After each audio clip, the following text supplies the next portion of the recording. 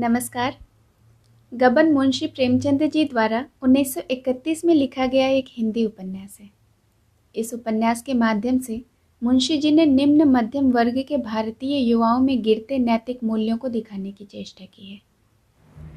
आगे बढ़ने के पहले जानते हैं कहानी अब तक। रमानाथ ऋणों के बोझ तले दब जाता है और उसे चुकाने के लिए वह दफ्तर के रुपयों का भी उपयोग करता है। अब नौबत यह आ गई है कि अगर वह दफ्तर में रुपये वापस नहीं करता है तो उसे जेल जाने तक की नौबत आ सकती है। डर से वह भागकर कलकत्ते की ट्रेन में जा बैठता है। वहाँ उसकी मुलाकात देवी दीन नाम के एक वृद्ध व्यक्ति से होती है जो कलकत्ते में रहकर साग सब्जी की दुकान करता है। दोनों में मित्रता हो जाती है और रमानाथ उसी के घर रहने लग जाता है। इधर जल्पा अपने गहने बेचकर रमानाथ के दफ्तर के रुपये वापस कर देती है और अब उसे बहुत अफसोस होता है कि उसके गहनों के प्यार की वजह से ही रमानाथ को यह दिन देखने पड़े। वह अपने सारे गहनों को एक बैग में रखकर गंगा में बहा आती है। अब आगे। दोस्तों, अगर आप मेरे चैनल को पसंद करते हो तो इसे ज़रूर सब्सक्राइब कीजिए और हाँ, बेल आइकन प्रेस करना मत भूलिए। धन्यवाद। रमानाथ को कलकत्ता आए 2 महीने के ऊपर हो गए हैं। वह अभी तक देवी दीन के घर में पड़ा हुआ है। उसे हमेशा यही धुन सवार रहती है कि रुपये कहाँ से आवे। तरह तरह के मंसूबे बांधता है, भांति भांति की कल्पनाएं करता है, पर घर से बाहर नहीं निकलता। हाँ, जब खूब अंधेरा हो जाता है तो एक बार मोहल्ले के वाचनालय जरूर जाता है। अपने नगर और प्रांत के समाचारों के लिए उसका मन सदैव उत्सुक रहता है। उसने वह नोटिस देखी जो दयानाथ ने पत्रों में छपवाई थी, पर उस पर विश्वास न आया। कौन जाने पुलिस ने उसे गिरफ्तार करने के लिए माया रची हो। इतने रुपये भला किसने चुकाए होंगे? असंभव। एक दिन उसी पत्र में रमानाथ को जल्पा का एक खत छिपा मिला। जल्पा ने आग्रह और याचना से भरे हुए शब्दों में उसे घर लौट आने की प्रेरणा की थी। उसने लिखा था, तुम्हारे जिम्मे किसी का कुछ भी बाकी नहीं, कोई तुमसे कुछ न कहेगा। रमा का मन चंचल हो उठा, लेकिन तुरंत ही उसे ख्याल आया कि यह भी पुलिस की ही शरारत होगी। जल्पा ने यह पत्र लिखा, इसका क्या प्रमाण है? अगर यह मान भी लिया जाए कि घर वाले रुपये अदा कर दिए होंगे तो क्या इस दशा में भी वह घर जा सकता है? शहर भर में उसकी बदनामी हो गई होगी, पुलिस में इत्तला की जा चुकी होगी। उसने निश्चय किया कि मैं नहीं जाऊंगा। जब तक कम से कम 5,000 रुपये हाथ में न होंगे घर जाने का नाम न लूँगा। और रुपये नहीं दिए गए, पुलिस मेरी खोज कर रही है तो भी घर न जाऊंगा, कभी नहीं। देवी दीन के घर में 2 कोठरियाँ थीं और सामने एक बारामदा था। बारामदे में दुकान थी। एक कोठरी में खाना बनता था, दूसरी कोठरी में बर्तन भांडे रखे हुए थे। ऊपर एक कोठरी थी और छोटी सी खुली हुई छत। रमा इसी ऊपर के हिस्से में रहता था। देवी दीन के रहने सोने बैठने का कोई विशेष स्थान न था। रात को दुकान बढ़ाने के बाद वही बारामदा शयन गृह बन जाता था। दोनों वहीं पड़े रहते। देवी दीन का काम चिलम पीना और दिन भर गप्पे लड़ाना था। दुकान का सारा काम बुढ़िया करती। मंडी जाकर माल लाना, स्टेशन से माल लेना या भेजना, यह सब भी वही कर लेती थी। देवी दीन ग्राहकों को पहचानता तक न था। थोड़ी सी हिंदी जानता था। बैठा बैठा रामायण, तोता मैना, रामलीला या माता मरियम की कहानी पढ़ा करता। जब से रमा आ गया है, बुढ़े को अंग्रेजी पढ़ने का शौक हो गया है। सवेरे ही प्राइमर लगाकर बैठ जाता है और 9-10 बजे तक अक्षर पढ़ता रहता है। बीच बीच में लतीफ़े भी हो जाते हैं, जिनका देवी दीन के पास अखंड भंडार है। मगर जग्गो को रमा का आसन जमाना अच्छा नहीं लगता। वह उसे अपना मुनीम तो बनाए हुए है, हिसाब किताब उसी से लिखवाती है, पर इतने से काम के लिए वह एक आदमी रखना व्यर्थ समझती है। यह काम तो वह ग्राहकों से यूं ही करा लेती थी। उसे रमा का रहना खलता था, पर रमा इतना विनम्र, इतना सेवा तत्पर, इतना धर्मनिष्ठ है कि वह स्पष्ट रूप से कोई आपत्ति नहीं कर सकती। हाँ, दूसरों पर रखकर क्लेश के रूप में उसे सुना सुना कर दिल का गुबार निकालती रहती है। रमा ने अपने को ब्राह्मण कह रखा है और उसी धर्म का पालन करता है। ब्राह्मण और धर्मनिष्ठ बनकर वह दोनों प्राणियों का श्रद्धा पात्र बन सकता है। बुढ़िया के भाव और व्यवहार को वह खूब समझता है, पर करे क्या? बेहयाई करने पर मजबूर है। परिस्थिति ने उसके आत्मसम्मान का अपहरण कर डाला है। एक दिन रमानाथ वाचनालय में बैठा हुआ पत्र पढ़ रहा था। एकाएक उसे रतन दिखाई पड़ गई। उसके अंदाज से मालूम होता था कि वह किसी की खोज कर रही है। बीसों ही आदमी बैठे पुस्तकें और पत्र पढ़ रहे थे। रमा की छाती धक धक करने लगी। वह रतन की आंखें बचाकर सिर झुकाए हुए कमरे से निकल गया और पीछे के अंधेरे बरामदे में, जहां पुराने टूटे फूटे संदूक और कुर्सियां पड़ी थीं, छिपकर खड़ा रहा। रतन से मिलने और घर का समाचार पूछने के लिए उसकी आत्मा तड़प रही थी, पर मारे संकोच के सामने न आ सकता था। आह, कितनी बातें पूछने की थी, पर उनमें मुख्य यही थी कि जल्पा के विचार उसके विषय में क्या हैं। उसकी निष्ठुरता पर रोती तो नहीं है, उसकी उद्दंडता पर क्षुब्ध तो नहीं है, उसे धूर्त और बेईमान तो नहीं समझ रही है, दुबली तो नहीं हो गई है। और लोगों के क्या भाव हैं? क्या घर की तलाशी हुई, मुकदमा चला? ऐसी ही हजारों बातें जानने के लिए विकल हो रहा था, पर मुंह कैसे दिखाए? वह झांक झांक कर देखता रहा। जब रतन चली गई, मोटर चल दिया, तब उसकी जान में जान आई। उसी दिन से 1 सप्ताह तक वह वाचनालय न गया, घर से निकला तक नहीं। कभी कभी पड़े पड़े रमा का जी ऐसा घबराता कि पुलिस में जाकर सारी कथा कह सुनाए। जो कुछ होना है हो जाए, 1-2 साल की कैद इस आजीवन कारावास से तो अच्छी ही है। फिर वह नए सिरे से जीवन संग्राम में प्रवेश कर सकेगा, हाथ पांव बचाकर काम कर सकेगा, अपनी चादर के बाहर जौ भर भी पांव न फैलाएगा। लेकिन एक ही क्षण में हिम्मत टूट जाती। इस प्रकार 2 महीने बीत गए। पूस का महीना आया। रमा के पास जाड़ों का कोई कपड़ा न था। घर से तो वह कोई चीज़ लेकर आया ही न था। यहाँ भी कोई चीज़ बनवा न सका। अब तक तो उसने अपनी धोती ओढ़कर किसी तरह रातें काटी, पर पूस के कड़क जाड़े की रात लिहाफ या कंबल के बगैर कैसे कटते? बेचारा रात भर गठरी बना पड़ा रहता। बहुत सर्दी लगती तो बिछावन ओढ़ लेता। देवी दीन ने उसे एक पुरानी दरी बिछाने को दे दी थी। उसके घर में शायद यही सबसे अच्छा बिछावन था। इस श्रेणी के लोग चाहे 10,000 के गहने पहन लें, शादी ब्याह में 10,000 का खर्च कर दें, पर बिछावन गूदड़ी ही रखेंगे। इस सड़ी हुई दरी से जाड़ा भला क्या जाता, पर कुछ न होने से तो अच्छा ही था। रमा संकोचवश देवी दीन से कुछ न कह सकता था, और देवी दीन भी शायद इतना बड़ा खर्च न उठाना चाहता था, या संभव है इधर उसकी निगाहें ही न जाती हो। जब दिन ढलने लगता तो रमा रात के कष्ट की कल्पना से भयभीत हो उठता था, मानो काली बला दौड़ती चली आती हो।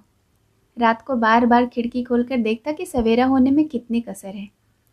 एक दिन शाम को वाचनालय जा ही रहा था कि उसने देखा एक बड़ी सी कोठी के सामने हजारों कंगले जमा हैं। उसने सोचा कि क्या बात है, क्यों इतनी भीड़ जमा है। भीड़ में अंदर घुसकर देखा तो मालूम हुआ सेठ जी कंबलों का दान कर रहे हैं। कंबल बहुत घटिया थे, पतले थे, हल्के थे, पर जनता एक एक पर टूट पड़ती थी। रमा के मन में आया, एक कंबल ले लूं, यहाँ मुझे कौन जानता है, अगर कोई जान भी जाए तो क्या हरज है। गरीब ब्राह्मण अगर दान का अधिकारी नहीं तो कौन है। लेकिन एक ही क्षण में उसका आत्मसम्मान जाग उठा। वह कुछ देर वहां खड़ा ताकता रहा, फिर आगे बढ़ा। उसके माथे पर तिलक देखकर मुनीम जी समझ गए कि यह ब्राह्मण है। इतने सारे कंगालों में ब्राह्मणों की संख्या बहुत कम थी। ब्राह्मणों को दान देने का पुण्य ही कुछ और है। मुनीम मन में प्रसन्न था कि एक ब्राह्मण देवता तो दिखाई दिए। इसलिए जब उसने रमा को जाते देखा तो बोला, पंडित जी कहाँ चले, कंबल तो लेते जाइए। रमा मारे संकोच के गड़ गया। उसके मुंह से केवल इतना ही निकला, मुझे इच्छा नहीं है। यह कहकर वह फिर बढ़ा। मुनीम जी ने समझा शायद घटिया कंबल देखकर देवता जी चले जा रहे हैं। ऐसे आत्मसम्मान वाले देवता उसे अपने जीवन में शायद कभी न मिले थे। कोई दूसरा ब्राह्मण होता तो 2-4 चिकनी चुपड़ी बातें करता और अच्छे कंबल मांग लेता। यह देवता बिना कुछ कहे निर्व्याज भाव से चले जा रहे हैं, तो अवश्य ही कोई त्यागी जीव है।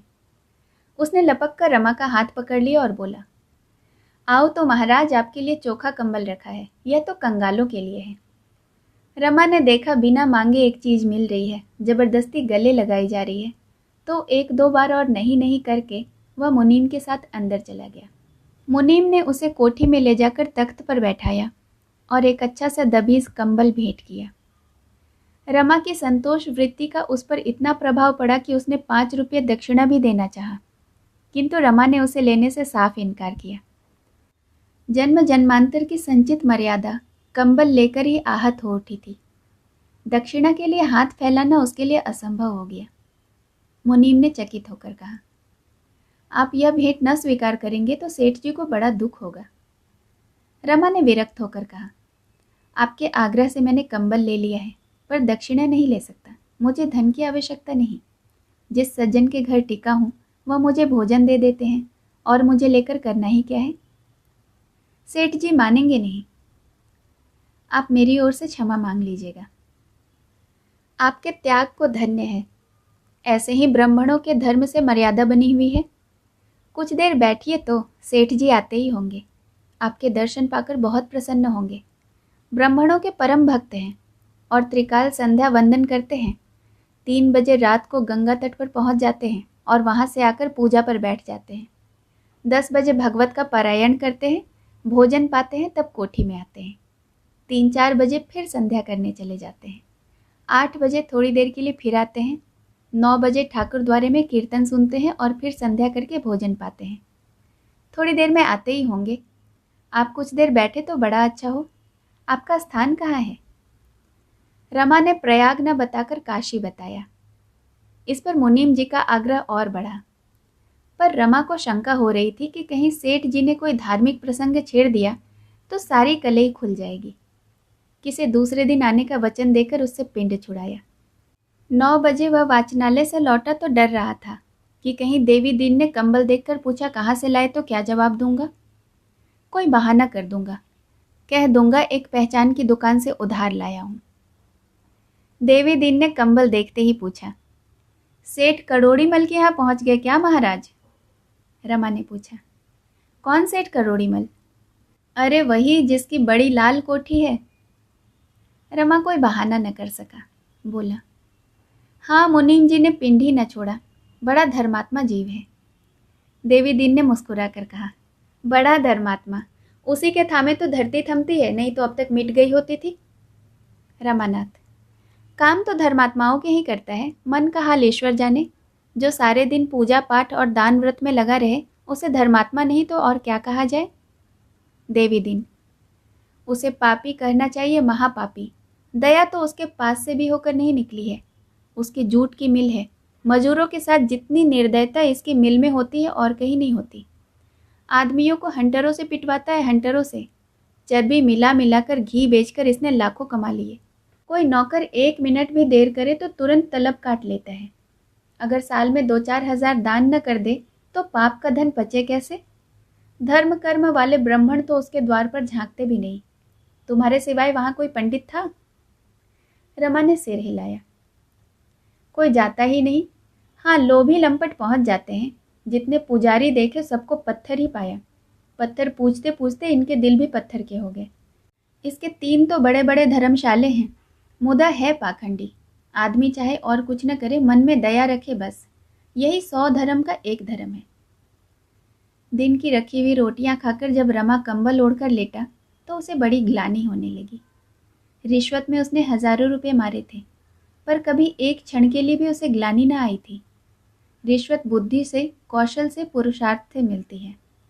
दान पौरुषहीन, कर्महीन और पाखंडियों का आधार है। वह सोच रहा था, मैं अब इतना दीन हूँ कि भोजन और वस्त्र के लिए मुझे दान लेना पड़ता है। वह देवी दीन के घर 2 महीने से पड़ा हुआ था, पर देवी दीन उसे भिक्षुक नहीं मेहमान समझता था। उसके मन में कभी दान का भाव ही न आया।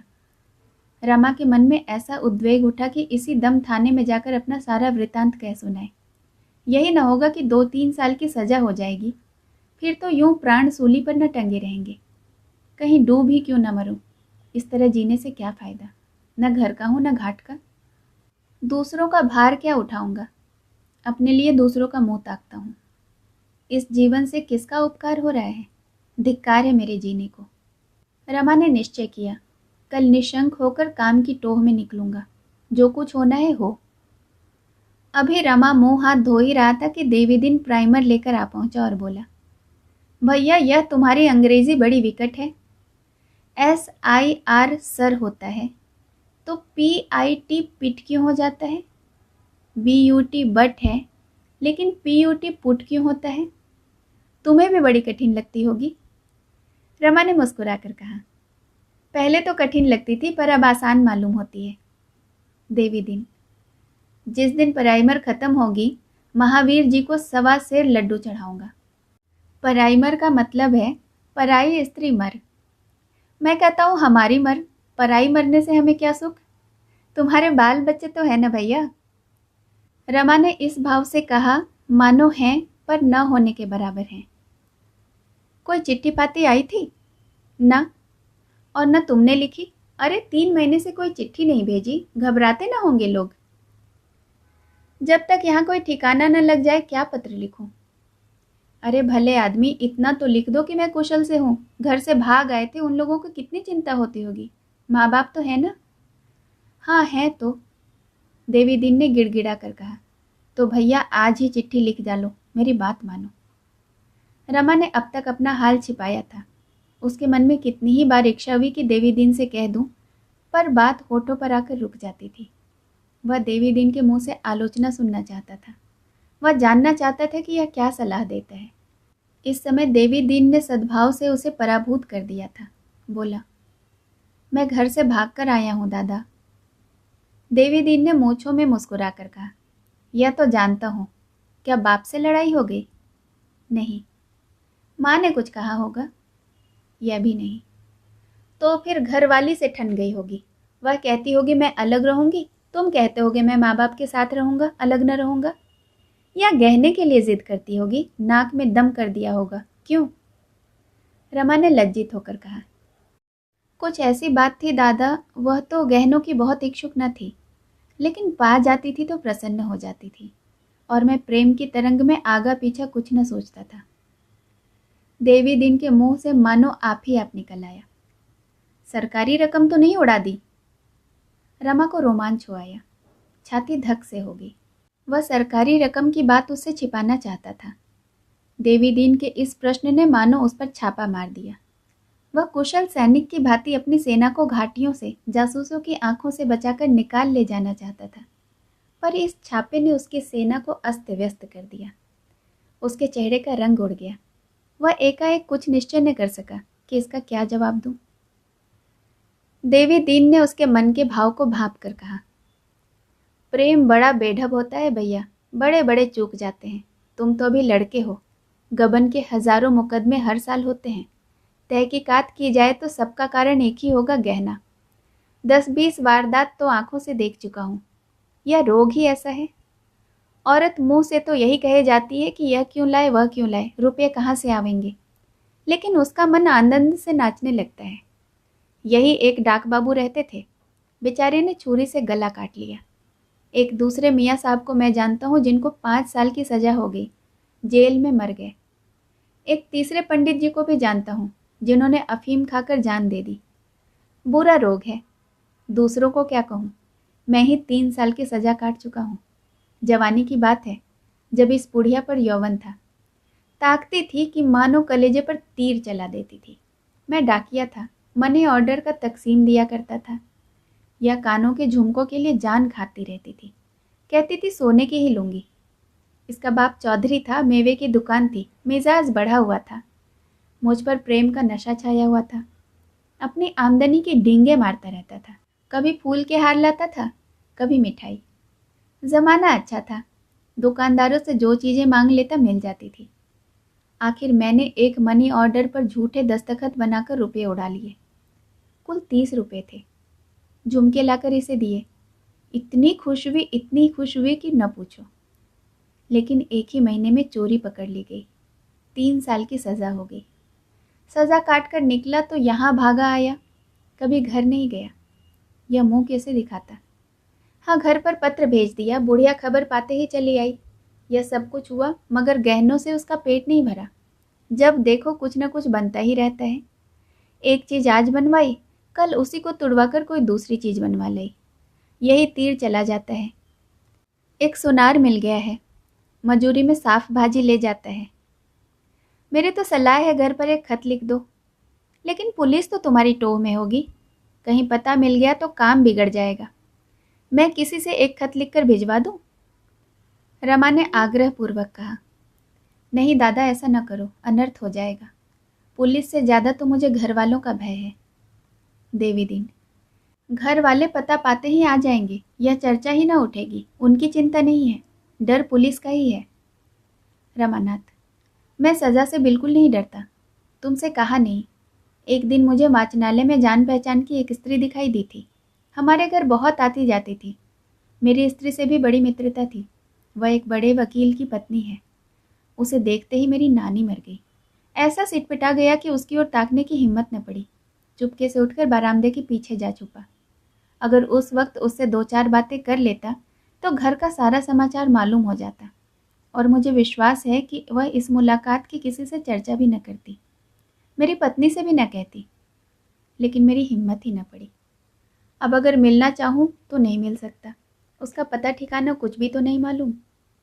देवीदीन, तो फिर उसी को एक क्यों नहीं चिट्ठी लिख देते? रमानाथ, चिट्ठी तो मुझसे न लिखी जाएगी। देवीदीन, तो कब तक चिट्ठी न लिखोगे? रमानाथ, देखा जाएगा। देवीदीन, पुलिस तुम्हारी टोह में होगी। देवीदीन चिंता में डूब गया। रमा को भ्रम हुआ, शायद पुलिस का भय ऐसे चिंतित कर रहा है। बोला, हाँ, इसकी शंका मुझे हमेशा बनी रहती है। तुम देखते हो, मैं दिन को बहुत कम घर से निकलता हूँ, लेकिन मैं तुम्हें अपने साथ नहीं घसीटना चाहता। मैं तो जाऊँगा ही, तुम्हें क्यों उलझन में डालूँ? सोचता हूँ कहीं और चला जाऊँ, किसी ऐसे गांव में जाकर रहूँ जहाँ पुलिस की गंध भी न हो। देवीदीन ने गर्व से सिर उठाकर कहा। मेरे बारे में तुम चिंता न करो भैया, यहाँ पुलिस से डरने वाले नहीं हैं।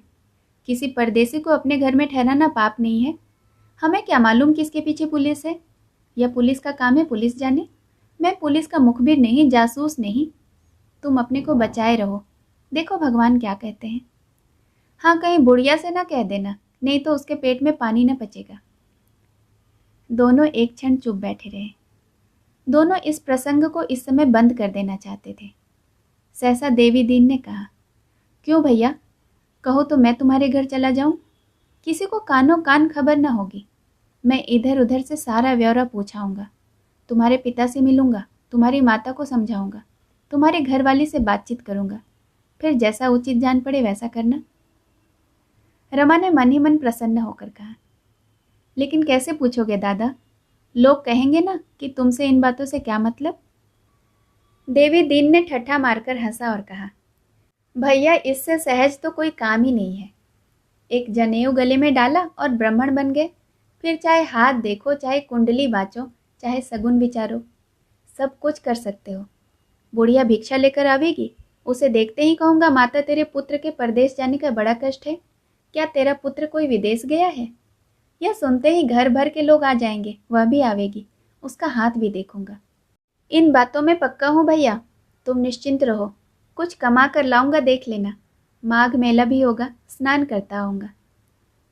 रमा की आंखें मनोल्लास से चमक उठी। उसका मन मधुर कल्पनाओं के संसार में जा पहुंचा। जल्पा उसी वक्त रतन के पास दौड़ी जाएगी।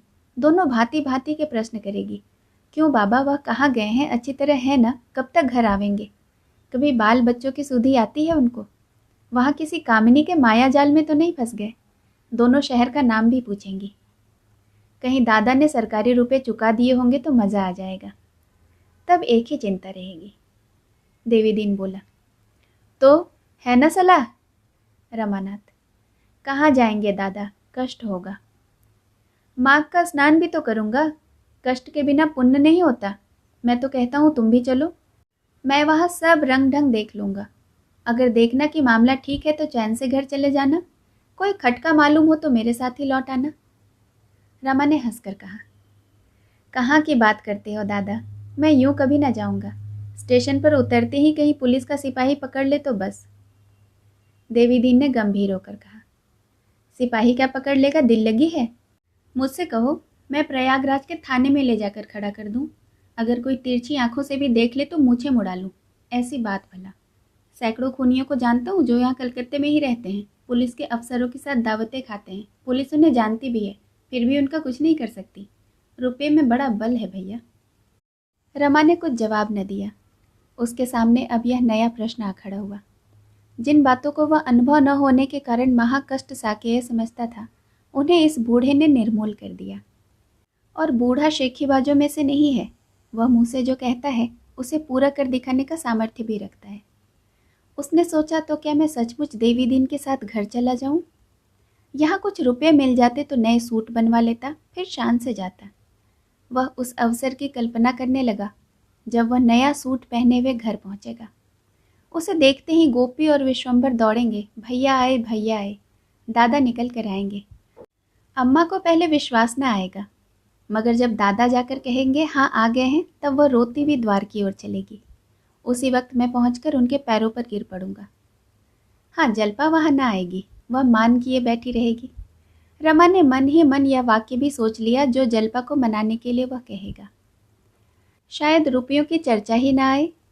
इस विषय पर कुछ कहते हुए सभी को संकोच होगा।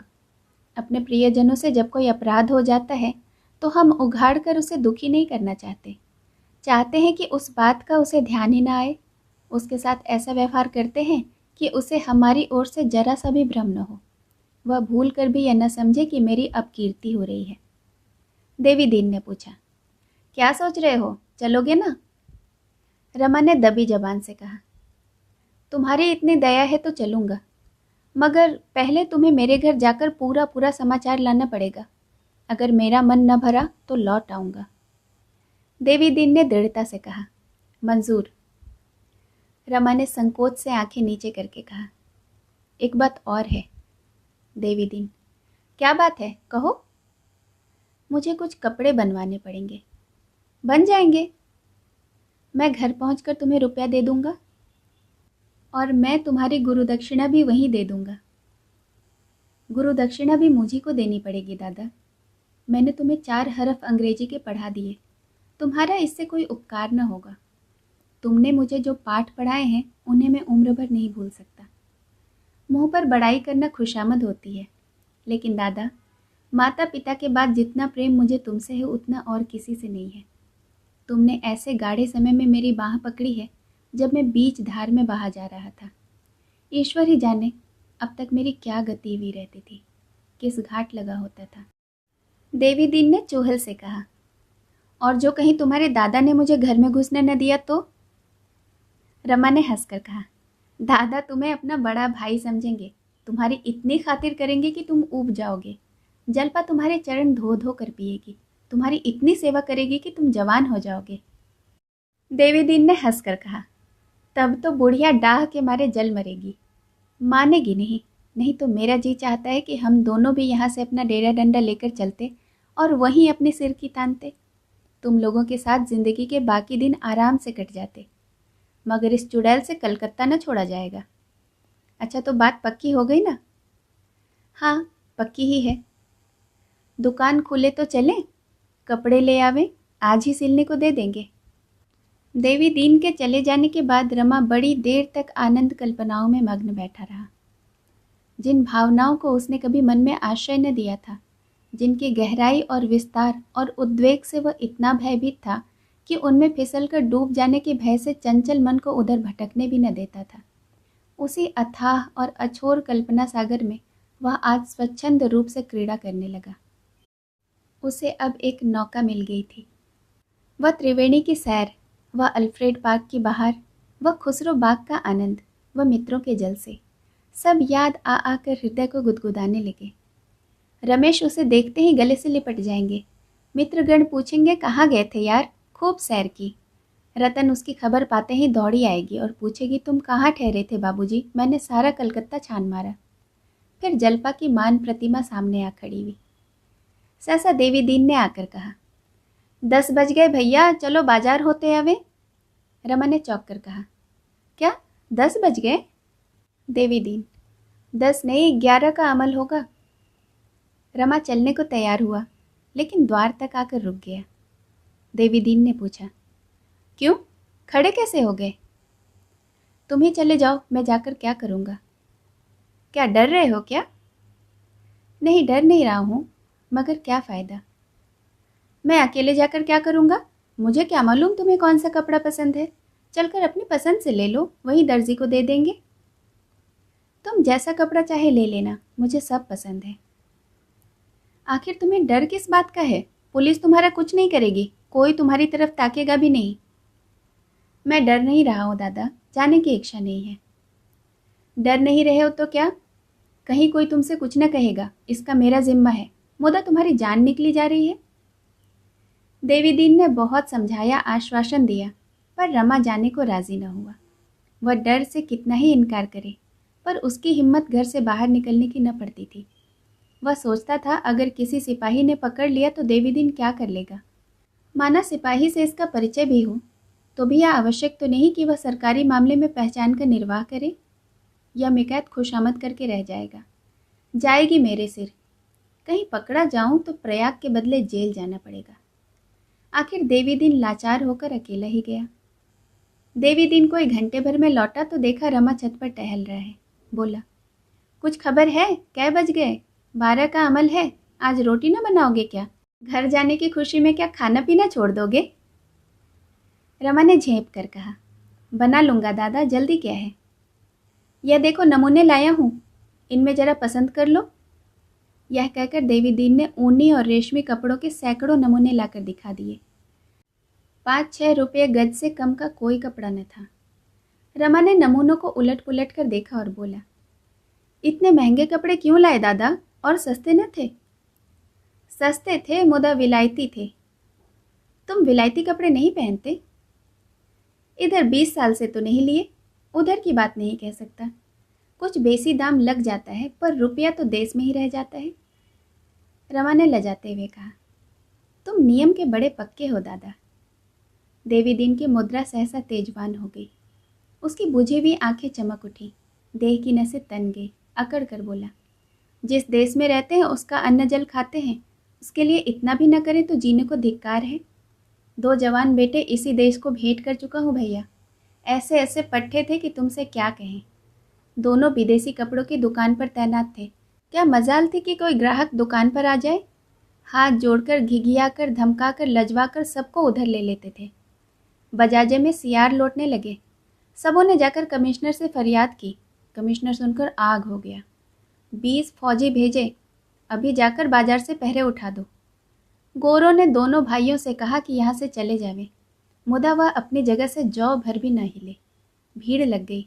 गोरे उन पर घोड़े चढ़ा लाते थे, पर दोनों चट्टान की तरह खड़े थे। आखिर जब इस तरह कुछ बस न चला तो सबों ने डंडों से पीटना शुरू कर दिया। दोनों वीर डंडे खाते थे पर जगह से न हिलते थे। जब बड़ा भाई गिर पड़ा तो छोटा उसकी जगह पर आकर खड़ा हुआ। अगर दोनों अपने डंडे संभाल लेते तो भैया उन 20 को मार भगाते, लेकिन हाथ उठाना तो बड़ी दूर की बात, सिर तक न उठाया। अंत में छोटा भाई भी वहीं गिर पड़ा। दोनों को लोगों ने उठाकर अस्पताल भेजा। उसी रात को दोनों सिधर गए। तुम्हारे चरण छूकर कहता हूँ भैया, उस वक़्त ऐसा जान पड़ा कि मेरी छाती गज भर की हो गई है। पाँव जमीन पर न पड़ते थे। जब अर्थी चली तो 1 लाख आदमी साथ थे। बेटों को गंगा में सौंपकर मैं सीधे बजाजे पहुंचा और उसी जगह खड़ा हुआ जहां दोनों वीरों की लाश गिरी थी। ग्राहक के नाम पर चिड़िया का पूत तक दिखाई न दिया। 8 दिन तक वहां से हिला नहीं। बस भोर के समय आधे घंटे के लिए घर आता और नहा धोकर कुछ जलपान करके सीधा चला जाता। 9वें दिन से दुकानदारों ने कसम खाई कि विलायती कपड़े अब न मंगवाएंगे। तब पहरे उठा लिए गए। तब से विदेशी दिया सलाई तक घर में नहीं लाया। रमा ने सच्चे दिल से कहा, दादा तुम सच्चे वीर हो और दोनों लड़के भी सच्चे योद्धा थे। तुम्हारे दर्शनों से आंखें पवित्र हो गई। देवीदीन ने इस भाव से देखा मानो इस बड़ाई को वह बिल्कुल ही अतिशयोक्ति नहीं समझता है। शहीदों की शान से बोला, इन बड़े बड़े आदमियों के किए कुछ न होगा। इन्हें बस रोना आता है। छोकरियों की भांति बिसुरने के सिवाय इनसे कुछ नहीं हो सकता। बड़े बड़े देशभक्तों को बिना विलायती शराब के चैन नहीं आता। इनके घर जाकर देखो तो एक भी देसी चीज़ न मिलेगी। बस दिखाने को 10-20 कुर्ते गढ़े के बनवा लिए हैं। घर का और सब सामान विलायती है। सब के सब भोग विलास में अंधे हो रहे हैं, छोटे भी बड़े भी। उस पर दावा यह कि हम देश का उद्धार करेंगे। अरे तुम क्या देश का उद्धार करोगे? पहले अपना तो उद्धार कर लो। गरीबों को लूट कर विलायत का घर भरना तुम्हारा काम है, इसीलिए तुम्हारा जन्म इस देश में हुआ है। हाँ रोए जाओ, विलायती शराबें उड़ाओ, विलायती मोटरें दौड़ाओ, विलायती मुरब्बे अचार खाओ, विलायती बर्तनों में खाओ, विलायती दवाएं पियो, पर देश के नाम को रोए जाओ। मुदा इस रोने से कुछ न होगा। रोने से माँ दूध पिलाती है, शेर अपना शिकार नहीं छोड़ता। रो उसके सामने जिसमें दया हो, धर्म हो। तुम धमका कर ही क्या कर लोगे? जिसकी धमकी में कुछ दम नहीं, उसकी धमकी की परवाह ही कौन करता है? एक बार यहाँ बड़ा भारी जलसा हुआ था। एक साहब बहादुर खड़े होकर खूब उछले कूदे। जब वह नीचे आए तब मैंने उनसे पूछा, सच बताओ, जब तुम स्वराज का नाम लेते हो तो उसका कौन सा रूप तुम्हारी आंखों के सामने आता है? तुम भी बड़ी बड़ी तलब लोगे, तुम भी अंग्रेजों की तरह बंगलों में रहोगे, पहाड़ों की हवा खाओगे, अंग्रेजी ठाट बनाए घूमोगे। इस स्वराज से देश का क्या कल्याण होगा? तुम्हारी और तुम्हारे भाई बंधु की जिंदगी भले आराम और ठाट से गुजरे, पर देश का तो कोई भला न होगा। बस लगे बगले झांकने। तुम दिन में 5 बेर खाना खाते हो, और वह भी बढ़िया। गरीब किसान को 1 जून का सूखा चबेना भी नहीं मिलता। उसी का रक्त चूस कर तो सरकार तुम्हें तनख्वाह देती है। तुम्हारा ध्यान कभी उस ओर जाता है? अभी तुम्हारा राज नहीं है, तब तो तुम भोग विलास पर इतना मरते हो। जब तुम्हारा राज हो जाएगा तब तो गरीबों को पीस कर खा जाओगे। रमा भद्र समाज पर यह आक्षेप न सुन सका। आखिर वह भी तो भद्र समाज का ही एक अंग था। बोला, यह बात तो नहीं है दादा कि पढ़े लिखे लोग किसानों का ध्यान नहीं करते। उनमें से कितने ही खुद भी किसान थे या हैं भी। उन्हें अगर विश्वास हो जाए कि हमारे कष्ट उठाने से किसानों का उपकार होगा और जो बचत होगी वह किसानों के लिए खर्च की जाएगी, तो वह खुशी से कम वेतन पर काम करेंगे। लेकिन जब हम देखते हैं कि दूसरे बचत को हड़प जाते हैं, तो सोचते हैं कि अगर दूसरों को ही खाना है तो हम ही क्यों न खाएं। देवी दीन, तो स्वराज मिलने पर 10-10, 5-5 हजार के अफसर नहीं रहेंगे? वकीलों की लूट नहीं रहेगी? पुलिस की लूट बंद हो जाएगी? रमा एक क्षण के लिए सटपटा गया। इस विषय में उसने कभी खुद भी विचार न किया था, मगर तुरंत ही उसे जवाब सूझ गया। बोला, दादा तब तो सभी काम बहुमत से होगा। अगर बहुमत कहेगा कि कर्मचारियों के वेतन घटा दिए जाएं तो घट जाएंगे। देहातों के संगठन के लिए भी बहुमत जितने रुपए मांगेगा मिल जाएंगे। पूंजी बहुमत के हाथ में रहेगी। अभी 10-5 बरस चाहे न हो, लेकिन आगे चलकर बहुमत किसानों और मजदूरों का हो ही जाएगा। देवी दीन ने मुस्कुरा कर कहा, भैया तुम भी इन बातों को समझते हो, यही मैंने सोचा था। भगवान करे कुछ दिन और जीऊं। मेरा पहला सवाल यह होगा कि विलायती चीज़ों पर दुगना महसूल लगाया जाए और मोटरों पर चौगुना। अच्छा भोजन बनाओ, सांझ को चलकर कपड़े दर्जी को दे देंगे, मैं भी जब तक खा लूँगा। शाम को देवी दीन ने आकर कहा, चलो भैया अब तो अंधेरा हो गया। रमानाथ सिर पर हाथ धरे बैठा हुआ था, मुख पर उदासी छाई हुई थी। बोला, दादा मैं घर न जाऊंगा। देवी दीन ने चकित होकर कहा, क्यों, क्या बात हो गई? रमा की आंखें सजल हो गई। बोला, कौन सा मुंह लेकर जाऊं दादा, मुझे तो डूब मरना चाहिए था। यह कहते कहते वह खुलकर रो पड़ा। वह वेदना जो अब तक मूर्छित पड़ी थी, शीतल जल के छींटे पाकर सचेत हो गई, और उसके क्रंदन ने रमा के सारे अस्तित्व को जैसे छेद डाला। इसी क्रंदन के भय से वह उसे छेड़ता न था, उसे सचेत करने की चेष्टा न करता था। संयत विस्मृति से उसे अचेत ही रखना चाहता था, मानो कोई दुखियारी माता अपने बालक को इसलिए जगाते डरती हो कि वह तुरंत खाना मांगने लगेगा। शेष कहानी अगले भाग में। सुनने के लिए बहुत बहुत धन्यवाद।